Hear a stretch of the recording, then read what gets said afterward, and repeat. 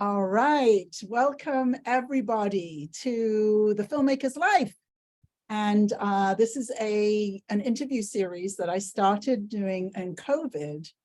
And I started it because I realized that all my friends who are normally racing around the world and always on set and too busy to talk, I could finally book them. I could finally actually get an appointment and set a time with them.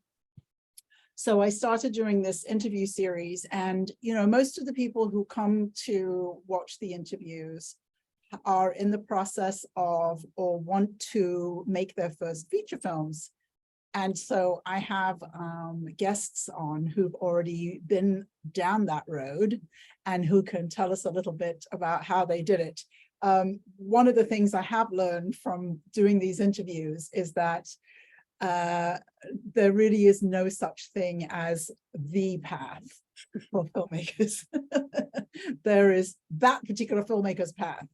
But I think we can always, pick up tips and tricks and most of all, inspiration. So I'm very, very happy today to introduce Isabel Dréan. Oh, I didn't even ask how you pronounce your last name. Exactly like that, Isabel Dréan, yes. I mean, That's people say Dréan, but you pronounced it very... Dream. Dréan. Dréan, yes. When I first came to America and sat down with my graduate student advisor or something, and they'd seen, everything had been done by letter and email. And he said, "Oh, very nice to meet you, Miss Boucher." I was like, Boucher? No, that's Butcher. And don't butcher it. Don't butcher it. Thank you very much. So, Isabel, thank you so much for joining us today.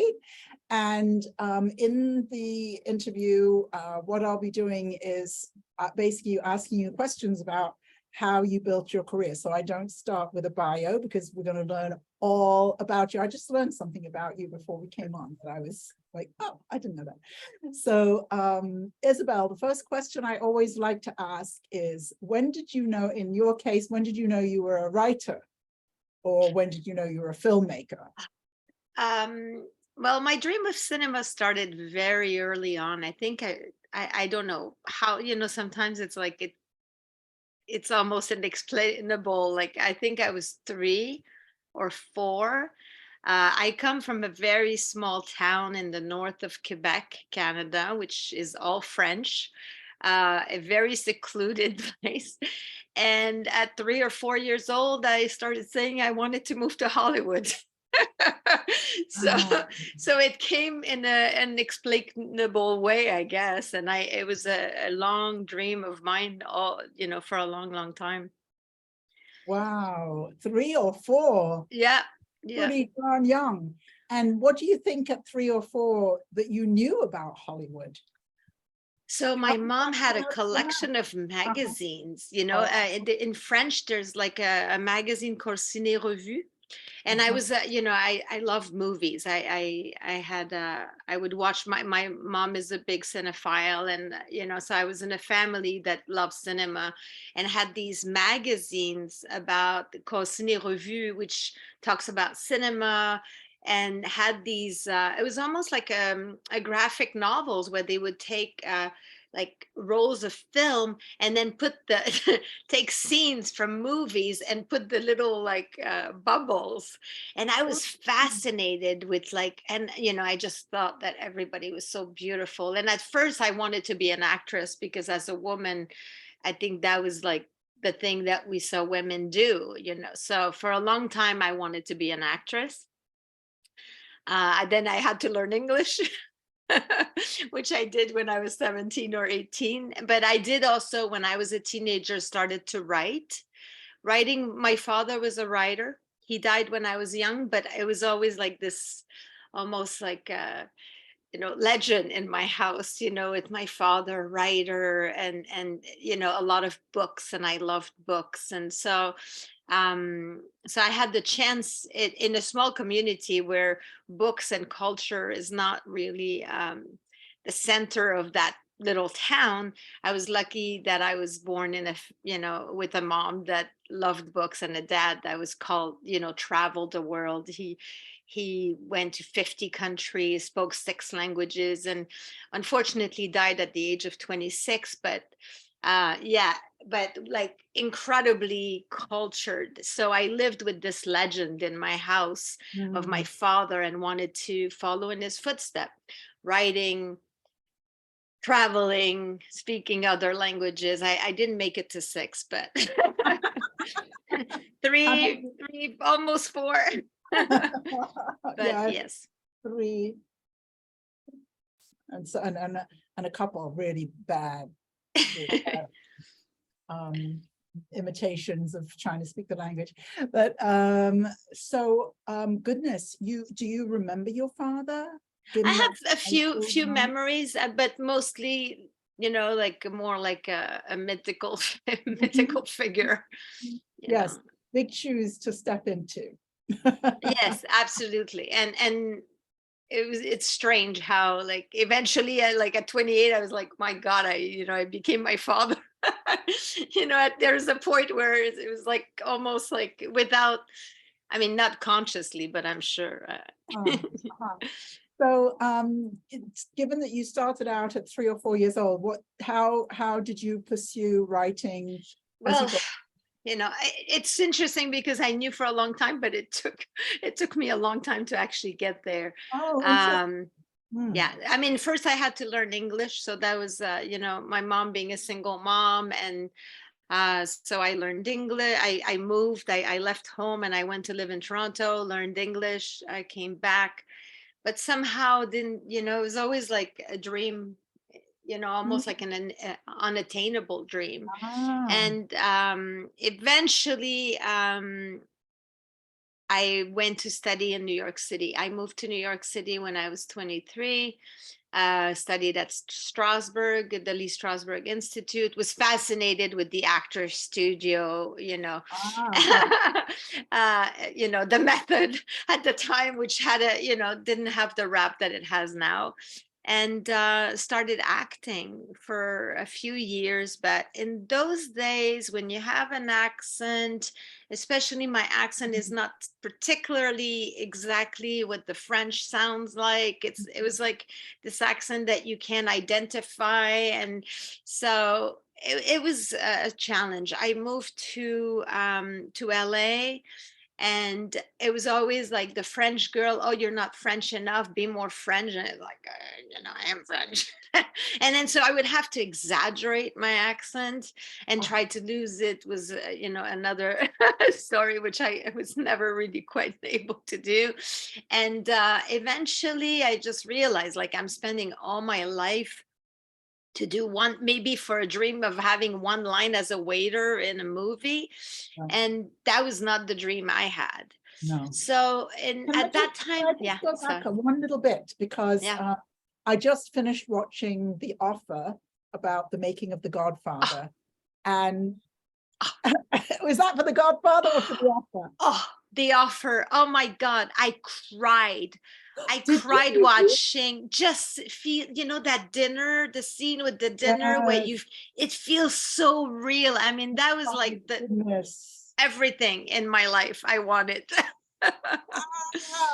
Do you mean because it was all these creatives being creative together? What was it? I mean, these actors, I mean, there was a thing about movie stars in those years, like now I don't know if the movie star is still something that really exists. But oh my God, yes, the actor, I was fascinated with being raised in the 70s with all these movies. And now looking back, I'm like, my God, I used to go see these movies when I was like 6 or 7. Or, like very young movies, now people have an age appropriate for movies, but not in those days. So you could watch anything. That's so fun that you've seen The Offer, because I find now when we talk about things we've seen on television or movies or whatever, that there's so much content out there. There's not that much shared time over things we've all seen. So I would highly recommend watching The Offer. it's got a lot of good stuff in there about producing. Oh, if you haven't seen The Offer, run, go watch The Offer, and then watch the break. I mean, and if you haven't seen The Godfathers 1 and 2, I mean, to me, there's no debate that they are the best movies ever made. But you know, okay.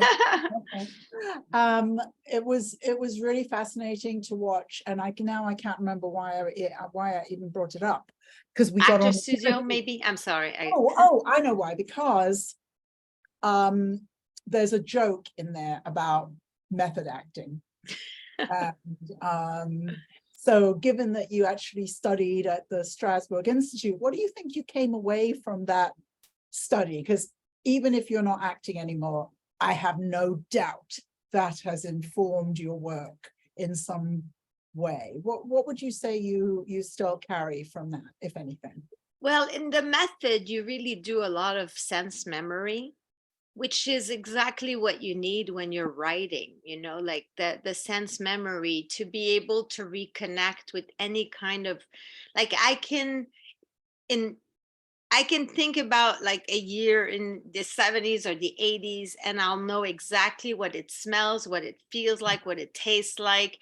So, you know, just mentioning sometimes a moment, you know, like once you have gotten in tune with your senses, it's amazing as an actor, but it's crucial as a writer to be able to put yourself in that, you know, when you're writing, how does it feel? What does it smell? What is, you know, like when we were talking about Miami earlier, I could automatically feel the air and the smell and the, you know, and so that was the big takeaway for me. And not, you know, when people go, oh, acting is lying. No, acting is not lying. If you're lying, then you're a bad actor. Acting is living it. And so it infused, you know, for me as an actor, seeking the truth and being truthful was a quest. And it is the same in my writing, it's the same in my directing. The quest for the truth is you know, a goal I aspire to. That is absolutely beautiful. And there's if nobody else has seen The Offer, excuse me and Isabel for keeping it out, but there's a scene in the wrap party when I've forgotten her name, anyway, the assistant says to Marlon Brando, there is not one moment where you were not entirely in truth, not one moment in your work. And I thought that was really, it made me think about the quality of his acting and why it's so immensely powerful. And that's what he's going for on some really profound level, is truth. And I believe that today, in today's world, the most important word in filmmaking is authenticity. And so it's a slight shift in perhaps nuance of what that's about, but authenticity is oh, absolutely. Yeah. And now my favorite writer of the moment is Taylor Sheridan, who also started as an actor. And I feel as though his work is so informed by his acting experience. And I've been writing about in 1883, in the series 1883, the most powerful scenes are in this Indian boarding school. And there's a nun and a girl, 2 characters. And the scenes are so absolutely profound and horrifying, but 2 people. And I'm like, that's how he was scenes. Oh man, and Taylor Sheridan is a machine. I mean, how does he do that? I don't understand. I mean, and I write fast, and you know, like I'm now, you know, now my journey started not like this, but now I have found a system where I can write fast and I can do a very solid first draft in 3-4 weeks, you know, depending on the level of difficulty. But you know, like, I mean, he's writing like how many shows?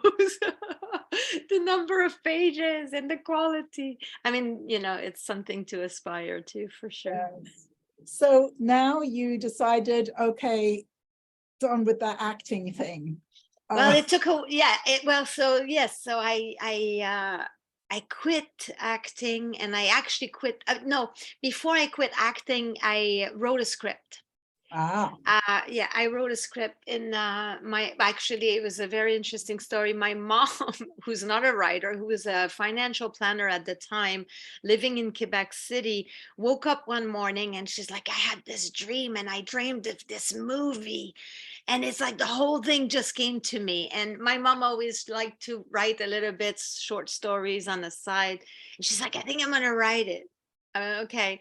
So she did this like 60-page, was kind of an outline, which now, I mean, it would be probably like, I would be shocked, but you know, how not right it was. But I read it and I couldn't believe how dark, and it was a psychological thriller, and it was so dark and so like, and I was like, oh, I was like, Mom, like, where did you get this? And she's like, you know, it just came to her, and it had a lot of twist, and it's exactly the type of movies I used to like, and you know, in those days, I psychological thriller is my number one favorite genre to watch. And those puzzles, and you know, like you, and I was like, I want to write it, I want to write it with you. And then so we started writing it. She moved to California, um, and then we wrote it. It took about a year, and at the time I started sending it out, and I had Miramax, you know, the dream. It's so funny because our lead character, we wanted to have, our dream was Kevin Spacey, and being at Miramax, you know, it's 1999. It's so funny because now I'm like, and then Miramax loved it, loved the script, and recommended us to two production company. But at the how did you time, get the script to Miramax? well, I just sent it, but it was, you know, so what I did, you know, I'm pretty good with marketing, like it's a natural thing for me. So I rented a theater, and I put a stage reading of the script, and people were like, but they're never going to come. Managers and production company don't come to these. And I was like, it doesn't matter. I'm not doing it for them to come. I'm doing that because I would call them, I would send them an invitation, I would call them, I would say, oh, you know, I'm calling to take your RSVP for the reading. And they would go, oh no, we're not going. And I said, well, if you're not coming, can I send you the script? Oh, no, now they said no, and they would go, yeah, of course. And I had every studio, every company read it. My No, friend, that like, is yeah, like, absolutely brilliant. yeah. So, I mean, it was Absolutely not, you know, it brilliant. was different time, but it worked. And so, you know, the script was read, and I had made a movie poster, and I know now everybody does it, but at the time, making a movie poster for a screenplay is almost unheard of. And it became like this thing where I would call, and they would be, oh, it was called Welcome to Aberdeen. And they would be, oh, this Aberdeen thing, I keep hearing about this. I mean, if it had the blacklist at the time, I would have made the blacklist. But so the crazy thing is that at the same time, leaving acting, and I met someone, and I had the biggest heartbreak of my life, and it really hit me hard. And I just left town. I literally left town, gave up my phone, and left this behind, and didn't pursue the whole thing with Miramax. And we were working with Robert Redford's company, and I just disappeared basically, and went around the world for a year. And now it's like, now I'm like, what was I thinking? But you know, you do what you have to do. But it's interesting because maybe I dodged a bullet, because we were aiming for Kevin Spacey and working with Harvey Weinstein. Oh my God. Like, Oh my maybe I God. did dodge the bullet, you know, maybe life protected me. So now I look back and I'm like, well, would I want to be associated with these people? Probably not. So, you know, so I Wow. went around the world, and for a year, well, yeah, almost a year. And I ended up in Laos by chance, and fell in love with the town called Luang Prabang, which most people haven't heard, but it's this little royal Buddhist city in Laos, very tiny place, but it is paradise on earth. And I fell in love with the place, and it was like a novel. I mean, it felt like a novel from the 50s, and this is early 2000. And I found out there was no bookstore, no books in the whole country, because they just came out of the communist era. And it took, the curtain went down at the end of the 80s, but it took them a while. They were still communists. They're now socialists. But, if they didn't open to tourism, they would have died of hunger. They needed tourism. So in 99, 2000, they opened. I got there in 2001. And at the time, you didn't need that much money to open a store. And on a whim, decided, I was there for 2 days. And within the 2 days, I decided to stay a week. And during that week, I met someone who could help me do the papers, got the permission to do the bookstore, and rented a house for 10 years, signed the lease for 10 years, Oh my and paid God. 2 years up front, and called my mom and said, hey, can you bring me books? I'm staying here. And now it's interesting, because I went all around the world, left my Hollywood dream behind, stayed there, met a young Lao boy who loved books, and through the love of books, we became a family. 10 years, I met my partner, had 2 kids, and then eventually I was like, wait a minute, if I stay here, that means my dream of making movies will never come. And if I have a regret when I'm, deathbed thinking, what will be your regret? And I was like, well, if I don't make movies, I will have this regret. So 10 years later, 4 companies, 50 employees, I did the same thing. I repacked my bag and just left. I mean, we still have, now the store is closed because of the pandemic and we have to reopen, but basically repacked, came back to the West, first in Montreal, and started pursuing my dream again of making movies. But now behind the camera, becoming a director was my focus. And I didn't have a plan to start writing again. My goal was really to direct, and came back to Montreal. And I had this idea in 99 to create a Quibi kind of thing, like a streamer, but for web series, for short content. And nobody had done it. In 2010, nobody still had done it. I had this idea for 10 years in my mind, but no one did it. So I did it. I launched a platform for French short content, and within a year we got financing to do a feature-length web series, and it was like a murder mystery, which now it's interesting if you've seen Glass Onion, because my series was a famous guy invites 5 of his friends to his murder dinner. It was, it's like crazy similar. So we did that in 2011. It was a huge success all around the world. What do you mean that it was a web series? And what's the name of it? Because it's called Manigance, like shenanigans. Yeah. Oh, so that's what that means in French. Yeah. Yeah. Because I was just couldn't quite make out what the title meant. So so when I looked that up, it said an hour and 30 minutes, but I also got the sense that it was episodic. What was? So the idea, and nobody did this, but I don't know if anybody does this now, but the idea, I wanted to make a movie, but the fund that we had access was a web series. So we wrote it, we found a writer, pitched the idea, a writer came and pitched us this idea.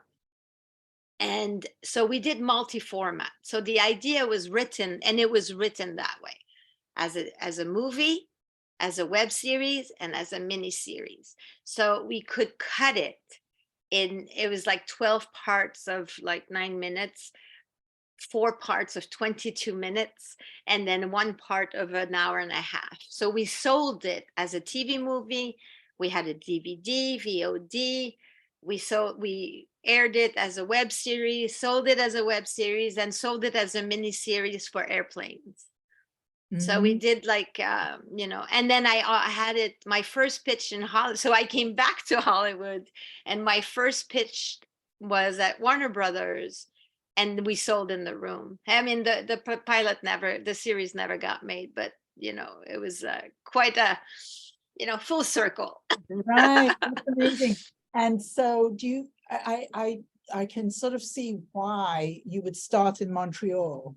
That seems to make a lot of sense to me.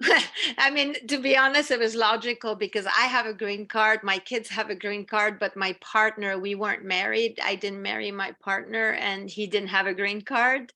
So that's why we went to Montreal, waiting for the papers, and then we split up, and then I could come, and then I just came.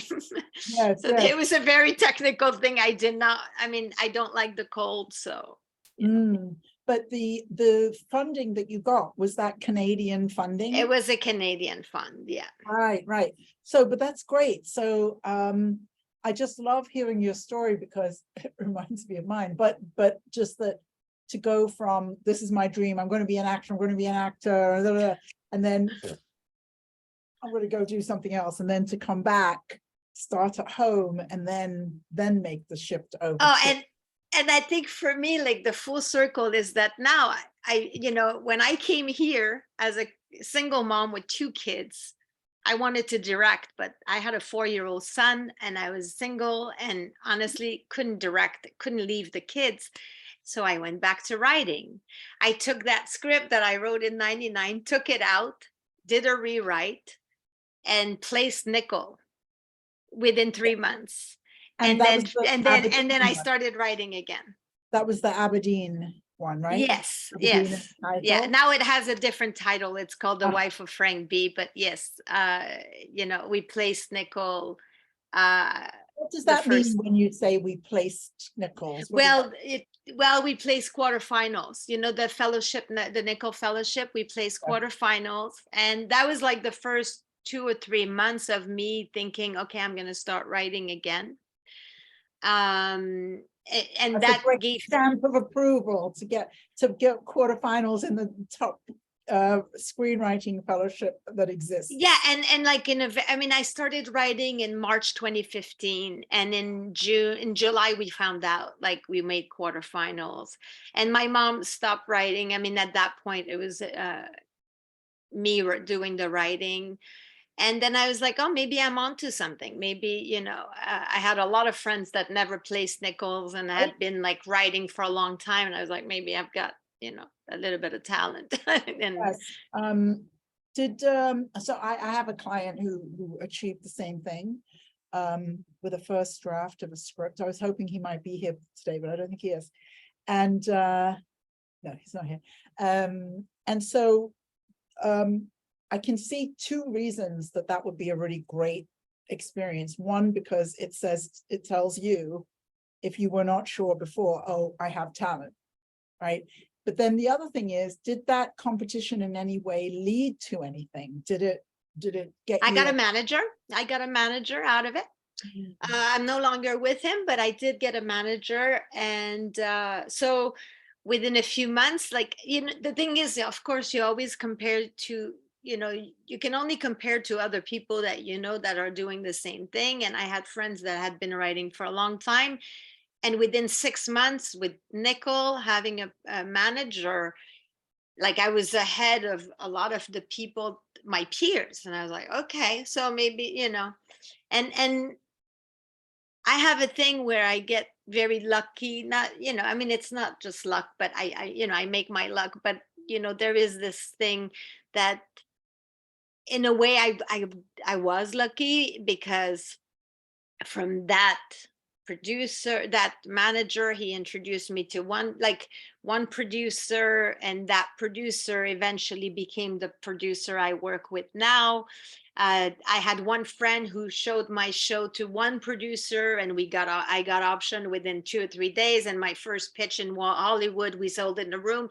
So I did the work, but there was a little bit of serendipity in terms of getting bites, because I know some people try for a long time and don't get little. Well, what I see here as you're talking about this is that you did not come even to Nicholl's as a first-time screenwriter. You already had the series, movie, miniseries under your belt. And so I'm always telling people, I think that a feature film is the entree. So you had that feature film under your belt, and you Two, had actually, yeah, because I produced and directed, and I never produced and directed, and I did both. And for it was a very low budget. It was like the equivalent of 70,000 US for an hour and a half. And I hired TV stars from Quebec, but we had such a big success. Like I said, I was very good in marketing. So with very little budget in marketing, we became the most talked about thing in Quebec. And then they gave us money again to do number two. So within 2 years, I did 2 projects of an hour and a half. And I also helped developed about 30 to 50 different web series on that portal, because I was not just a producer and a director, I was also the streamer.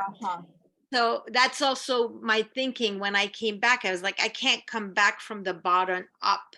I have to start from the top. So by being a streamer, I would be invited everywhere, and producers would come to me to try to get their series on my portal, and then, became a producer, a director. So I went down, most people go up. I went down the path.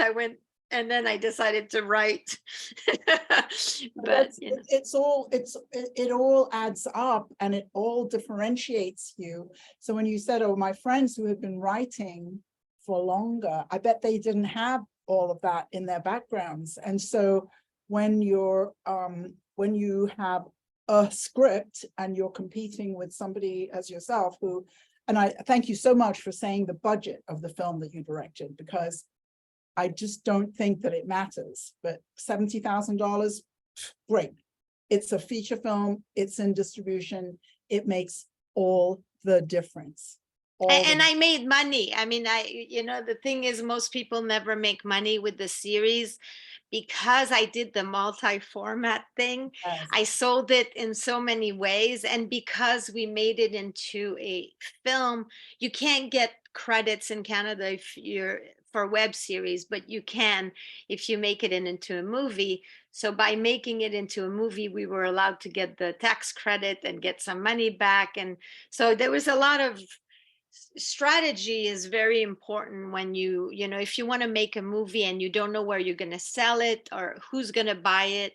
For me, it's always like, well, I was an entrepreneur, having a bookstore, and I had the most popular bar in Laos for 10 years. I did a fair trade company in my 10 years in Laos.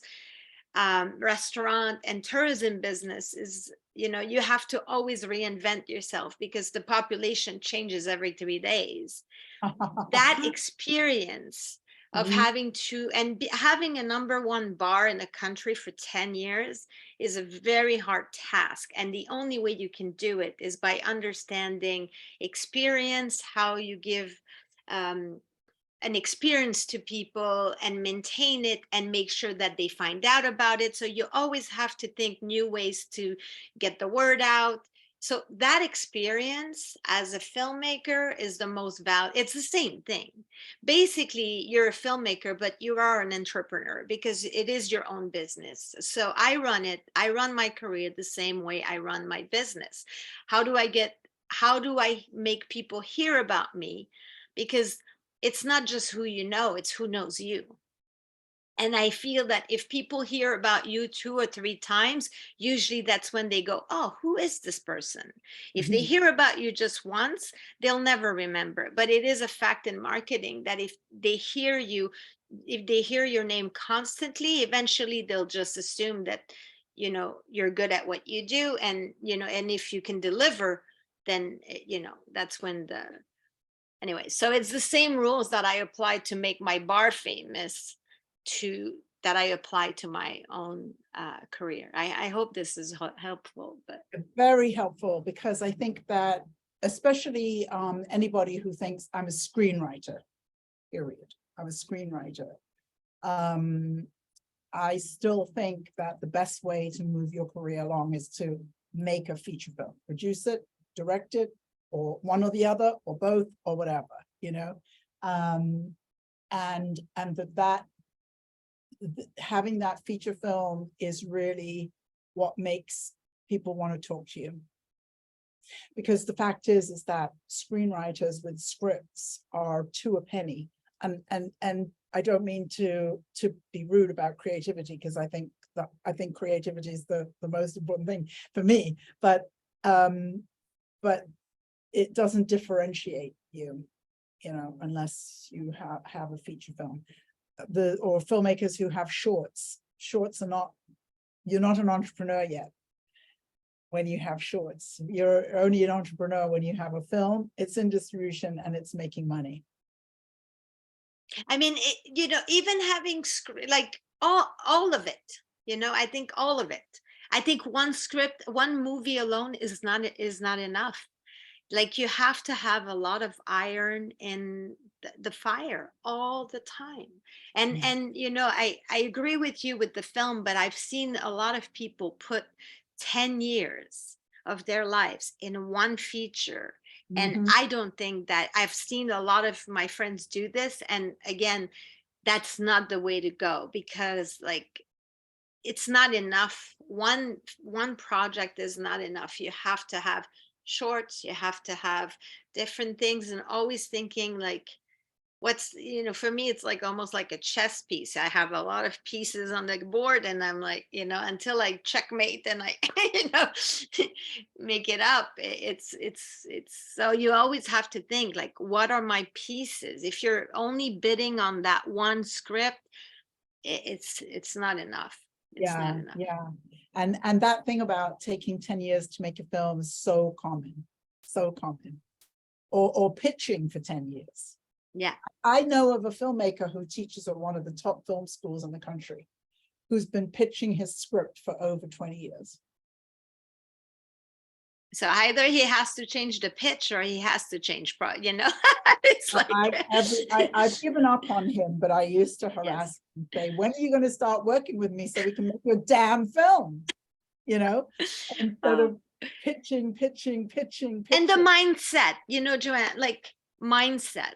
I give a hard time to my friends about mindset, because I see the difference between my mindset and other people's mindset. And for example, you know, like ageism, or being, you know, a white woman over a certain age now, like, oh, there's no room for us. For me, I see it as a challenge. I'll just prove them, you know, I'll just be the exception. I'll be the one. If there's one, then it'll be me, you know, like, and right now I think like, I never see things as, you know, I'm like, well, you know, if it's the thing that makes you unique. You know, I have experience, I've traveled the world, like, you know, I've had a lot of human experience, so I have a lot of stories to tell. Never, you know, whatever you have, you know, people, you know, there's so many reasons why you could stop yourself, or why you would think, like, excuses. I find reasons that why I'm going to make it. The mindset thing is so interesting, because so much of it is people don't realize that they have internal blocks that they think are external. They think that the block, like you just brought up the topic of ageism, they think that the block is external, but actually it's internal. I've been working on getting rid of my limiting beliefs for long, like, and I'm someone that's confident and do it, but I still realize, I was like, there's a limit where I'm reaching. Like, I can make 5 figures, but I can't reach to 6 figures or 7 figures. And for the last 3 years, I've been working on it. And every time I find things, I'm like, oh my God, I didn't even know that I had these limiting beliefs. And then I overcome these. And then I realized, like, we have so many limiting beliefs that have been like from our childhood.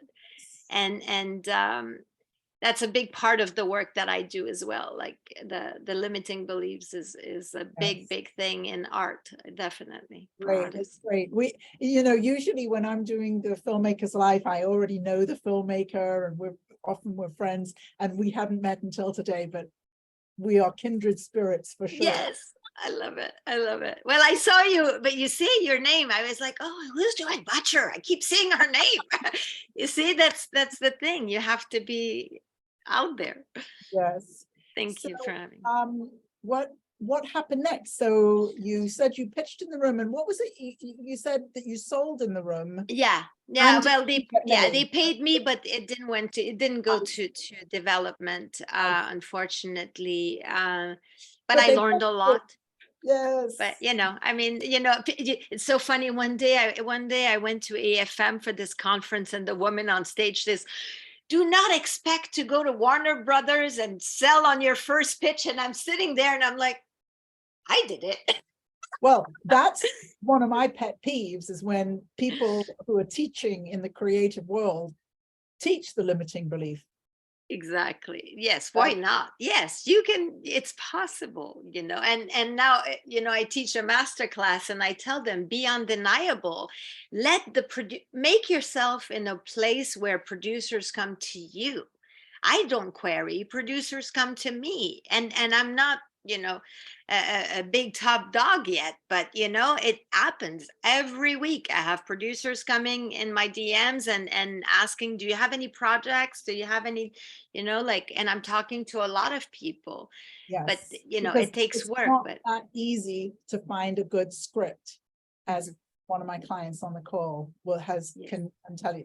We're looking for scripts. It's just not that easy. So what happened next after that experience? Because now I started working with this manager. Right. But so at this time, my kids are young. So it was a few years of struggle, because couldn't direct, and that's what I wanted to do. And, being stuck in LA with no support and having two young kids, quite difficult. So I turned to writing, and I was like, well, I'll just learn this craft, I'll take the time to write, because I couldn't do anything else.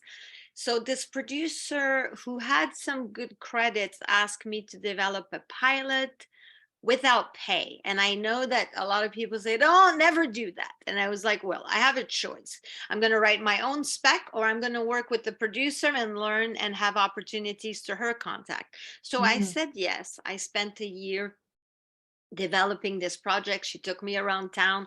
We went everywhere to pitch, and figured out that I have an ability for that, and got practice in the real world. And the project didn't go anywhere because it had some issues that people were scared to touch, but had a great relationship with this producer, and and we parted ways. And then she came back just before the pandemic and said to me, and I was writing horror and thriller at the time. And she came back and said, do you want to write or would you be interested in writing a Christmas script?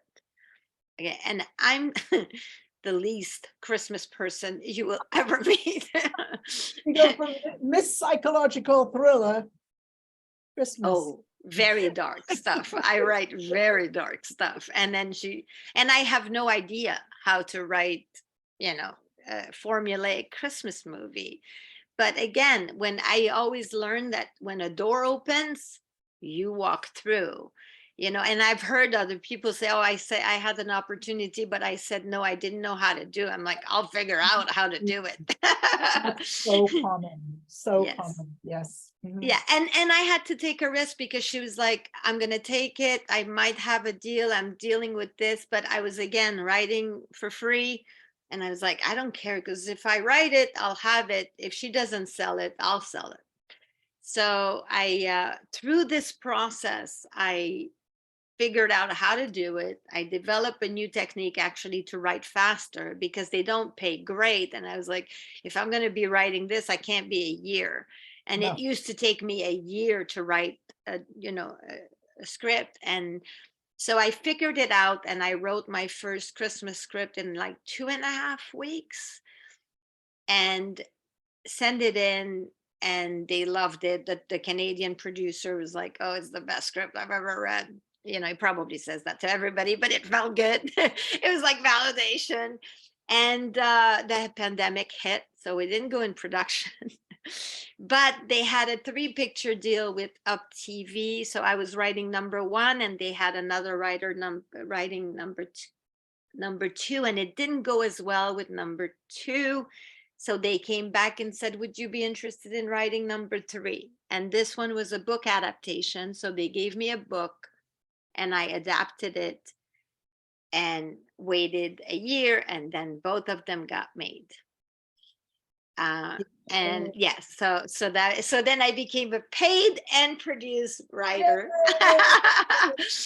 And You know, when you said they don't pay much, I have a client who has now been hired by, I never remember which one, Hallmark or Lifetime. Hallmark pays well. Yeah, they pay She's well. writing the other one, but basically it's $15,000.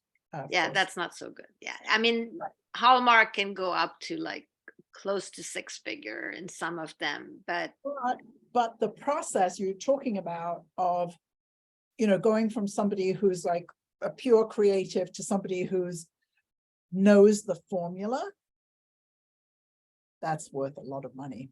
Yeah, and I just launched my masterclass about this, so I'm teaching other people how to do it, because the next year they came back and asked me to write 3. So last year I had 3. I wrote them pretty much in a week each. And so even if it's, low 5 figures, if you write them in a couple of weeks, it's good money. That's right. And it allows me to do other things. And I'm assuming that, to get to those 6-figure contracts, that you have to kind of, work your way, 1 script 1 year, 3 scripts the next year. Oh, she's somebody we can, that's what I would assume. That's how. Well, I mean, this year I'm writing, on an assignment, and it is not a Christmas movie. It is a very, a very personal story for a Canadian filmmaker. And I'm waiting for a proposal for a book adaptation, and it's also not Christmas. I'm also developing in the meantime my own projects, because also by developing the system that I write my personal ones less formulaic, the system that I found to write faster works for everything now. So I went from 1 script a year to 4. I finished last night the first draft for this new contract, my 16th screenplay. And by the beginning of the pandemic, I only had 4. Right. So in 3 years, I've written like 12 screenplay. Yes. And it changes your life, because that's 12. If it takes you 1 year to write one, that's 12 years. So Yeah. now I took 12 years of work in 3 years. Yes. So my career, I have so many things in the works right now. I just came back from Sundance. I'm going to Cannes. I did a retreat in November. I was invited to this retreat to write in a castle for a month. I'm writing my memoirs based on the script that I wrote about my life in Laos. So it's good, my life comes full circle, because I left Hollywood to go live, and this story is coming back, and that's like my passion project now, writing a book, pitching this movie. But I have multiple projects I'm pitching depending on who I'm pitching. So fabulous. I'm going to open it up to questions. Yes. I would like people to raise their hands. I can see you. I don't look at the chat.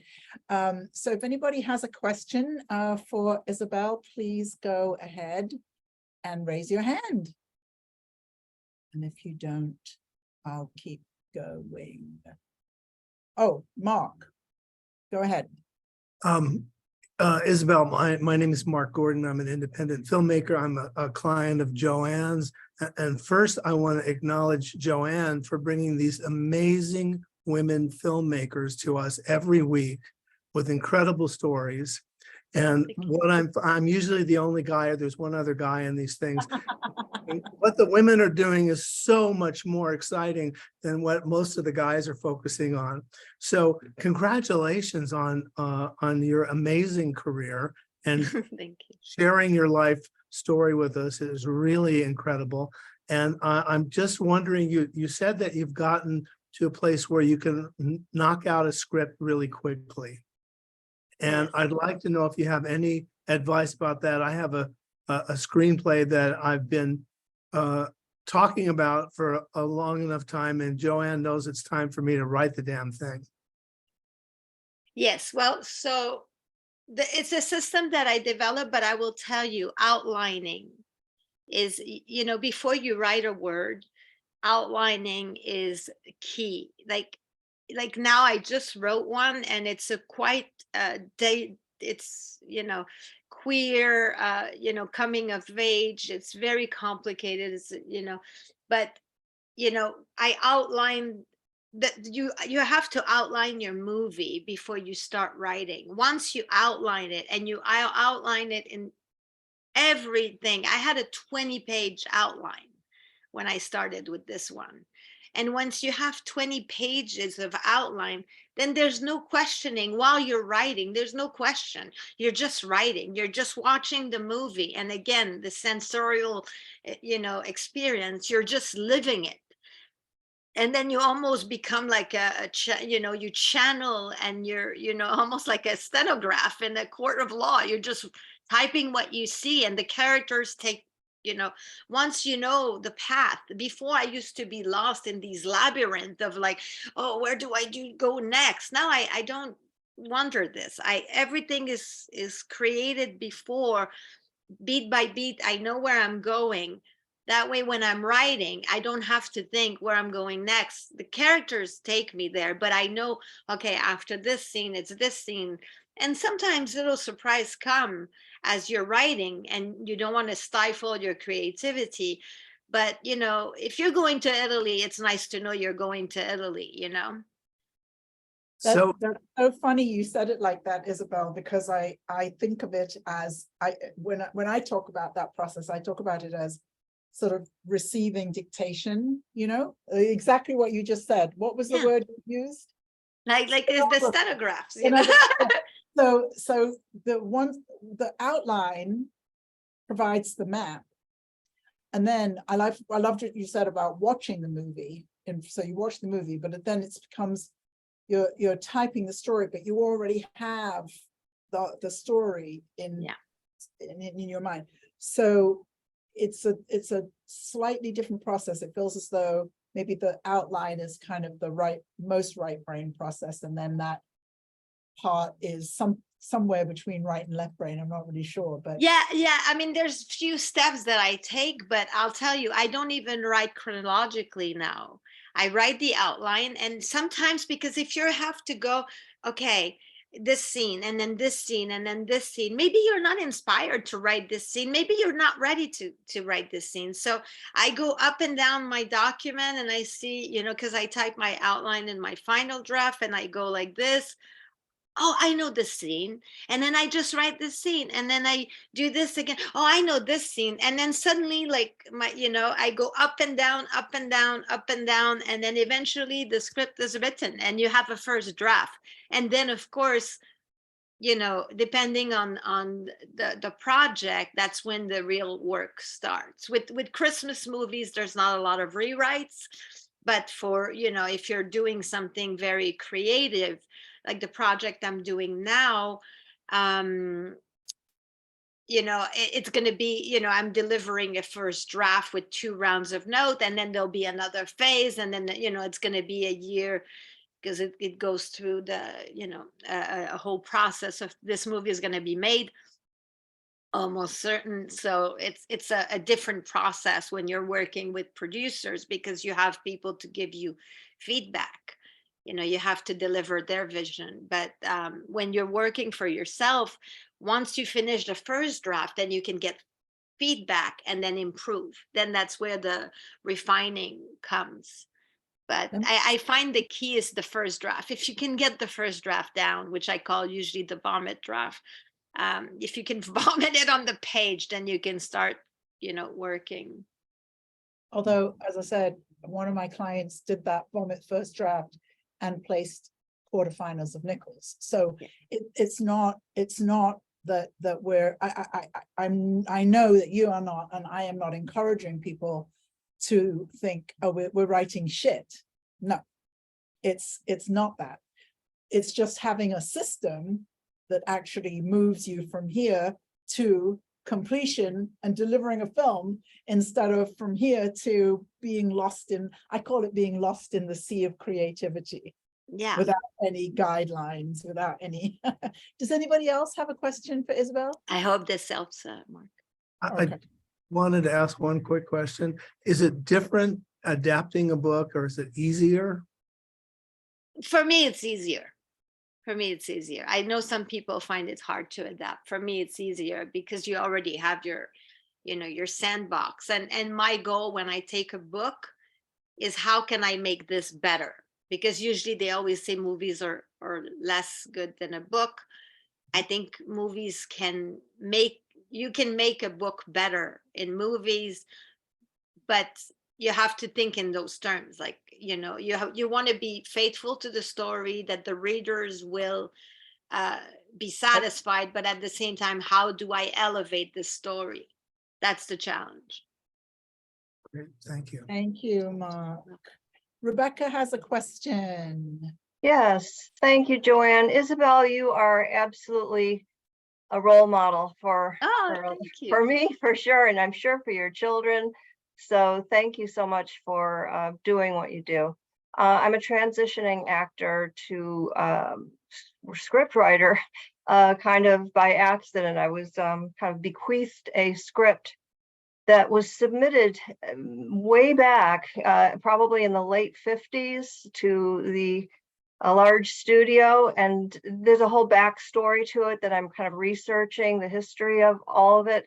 And I'm developing a script that will likely be something more like a documentary. I'm really at the early research stages of it, starting to get a bit of an outline together. But my question is, your masterclass, I looked at it and it looks like it's specific to Christmas themes. Would it transfer, or how specific is it? Or would you recommend some other path as far as getting some? So right now it is Christmas. It's the Christmas, a section of my Christmas. It's right now there's a huge opportunity in the Christmas world. So a section of my class is about that, but I do teach a system. So some people take the class just to learn the system, how to write quicker. And also what we were talking about, the vomit draft, every time now, like my first drafts are getting better and better and better, because once you start understanding structure, it's almost like you can learn the structure and the formulas, and then you can flip it, and make it your own. So it becomes something that it's like playing an instrument. Once you start playing, you can do solos, right? You can improvise. So there's a huge section of my class that is about that system. So and also the system, it can be used for anything. So, some people do take it, but there is a section of Christmas movies. But at the same time, I also have a system of a whole section about how to approach, how to find producers, talking about mindset and how to make yourself desirable for the market. So, but there is, maybe 1/5 of the class that is Christmas, but it is a good marketing tool. Right. Because a lot of people want to touch the Christmas market, and this is what I've had 5 movies made in 18 months. So it's where I have the most credibility. Wonderful. It sounds like it'll apply. So thank you so much. I appreciate it. Yeah. I have to drop off. I apologize that this was wonderful. Thank you so much. Yes. Thank you, Rebecca. You're on mute. Sorry, I was coughing again. We're out of time. Maeve has a question. Do you have time to take one more question? Oh, absolutely. Absolutely. All right, lovely. Maeve, go ahead with your question. Hi, Isabel, and thank you so much for being here. I was in kind of a down mood today, and you are a beam of sunshine. Oh, thank you. That makes me feel so good. one of the things that has me down is in the past 2 days, I've had 3 people telling me, well, you shouldn't write drama. You should write blah, blah, blah, or blah, blah, blah. And it's like, it's very frustrating. It sounds like you need more new people to listen to. Exactly. But I was just wondering what you might have to say to any of us about specializing in a genre like you seem to be doing, at least at this time with the Christmas movies, or if you recommend spreading your wings a little for other genres or what. I write drama because that's what comes naturally to me, and that's what I enjoy. I mean, that's the most important.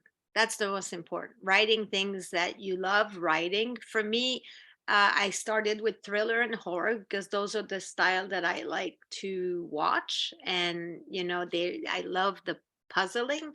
Christmas came on my lap, and, you know, this is what I'm doing now. But I have 2 coming of age. I have, you know, I have different things, but you know, I think to market yourself, one style to start is a really good idea, because it's easier to brand yourself. I've had in the last year a little bit of repositioning in terms of my brand, because now, you know, some people see me as a Christmas queen or something like that. You know, I had a friend introduce me as a Christmas queen. I'm like, oh, please don't.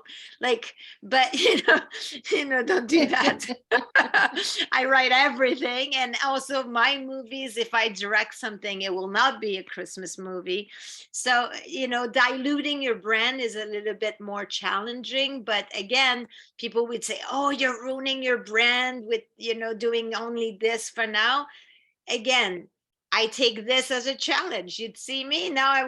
Now I'm like, I'm gonna, you know, do a horror film just to show them. You know, And 9 times out of 10, when somebody tells me, oh, you have to do this, that's not going to fly, because I'm going to go the opposite direction. I just want to ask a couple of questions here. One, if somebody said, we will pay you $15,000 to write a Christmas movie, would you write it? No. And number 2, there's more reason to it than, but yeah, but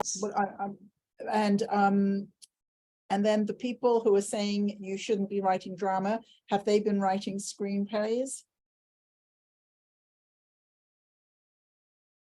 The most notable one is a manager, and no, she's never written anything that I know of. So is she suggesting you write a different genre because she could sell it? She didn't say that. She said dramas are boring, even though it's listed as one of her fields that she looks for clients in. And she was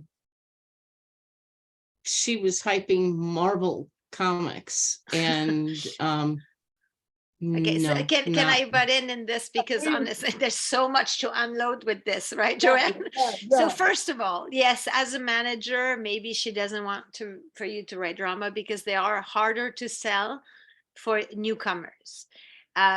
Specialized, like horror, Christmas, like very specific, low budget, are easier for somebody new in the business.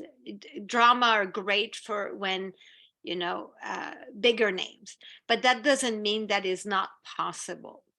You know, if you're passionate about a story and you write something heartfelt, you know, you can do different things as well. But like, she's thinking in terms of market. It's true that drama is not the most sellable. As other people have sold drama, yes. So you can always be that exception. But, you know, at the same time, for me, I try to vary in terms of two. I do two coming of age, two thrillers, because if you show one, if they agreed to read one and they said you have something else, you can show them the second one.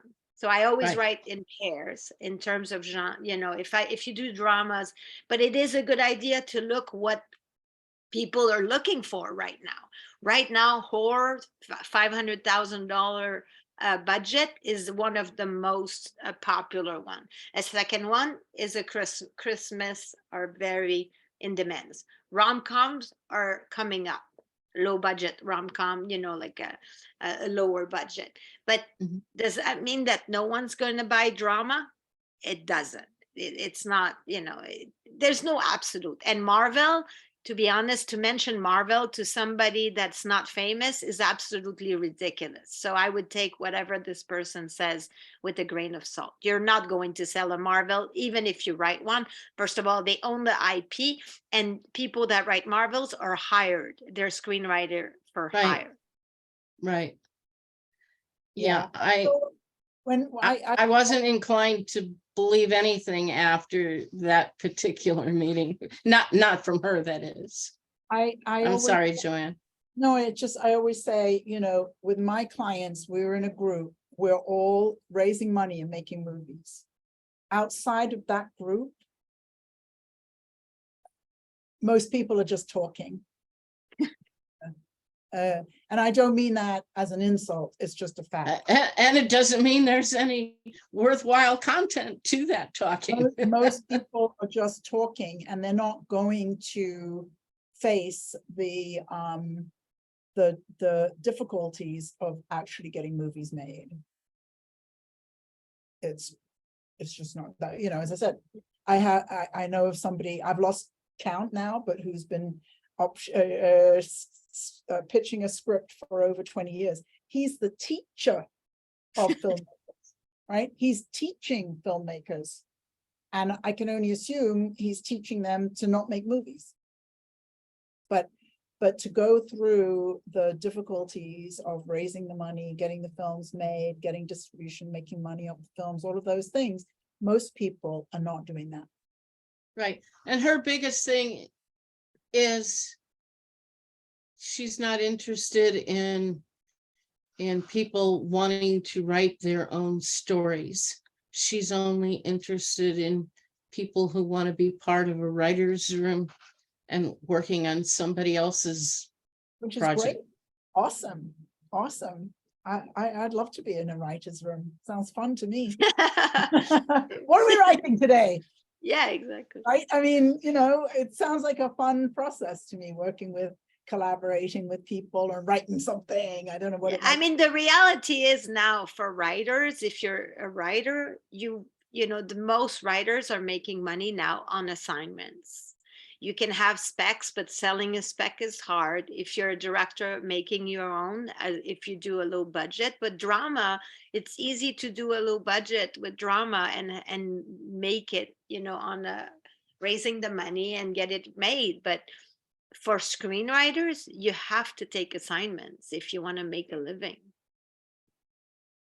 Well, Isabel, thank you so much. Thank you so much for having me. I hope this was helpful. It was absolutely fabulous. And yeah, I feel as though I have met a kindred spirit. So we have yes. We have to grab coffee somewhere. And yeah, thank you so much for giving us your time and your generosity with all your information. So lovely to meet you, and thanks everybody for coming today. And thank you so much, everybody. Thank you, Joanne. Thank you, Emily. Bye.